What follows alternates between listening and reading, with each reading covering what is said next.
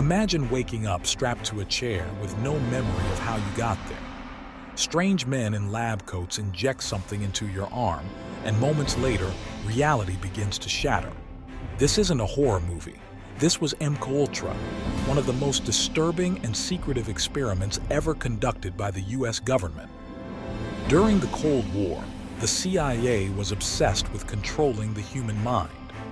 They feared the Soviets and Chinese had developed mind control techniques, so they launched MKUltra, a covert operation to test whether they could turn people into unwilling spies, assassins, or puppets.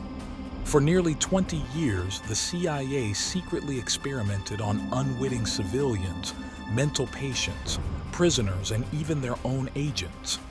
Many were drugged with LSD, subjected to electroshock therapy, and psychologically tortured, all without consent. Some were left permanently insane. Others didn't survive.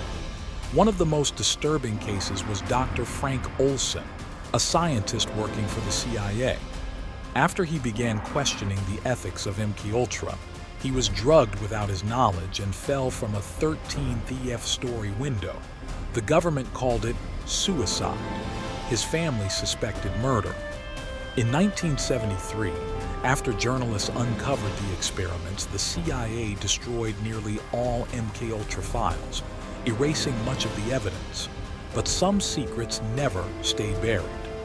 The truth about MKUltra is a chilling reminder of the dangers of unchecked power and the importance of protecting human rights.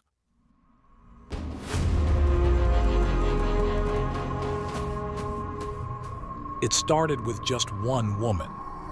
One day, in the summer of 1518, a woman in Strasbourg, France, stepped into the streets and began to dance. She did not stop. Hours passed, then days. Soon, others joined her. Dozens of men, women, and children moving frantically, unable to control their own bodies.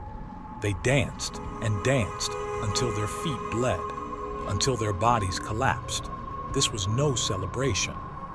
Witnesses described the dancers' faces as twisted in pain and terror. Some begged for it to stop, but they couldn't. Then, they started dying. Some historians believe this was a case of mass hysteria, triggered by extreme stress. Others think it was a form of ergot poisoning, a hallucinogenic fungus found in rye. Or maybe it was something else entirely. Even now, over 500 years later, no one truly knows why people dance themselves to death, and if it could ever happen again.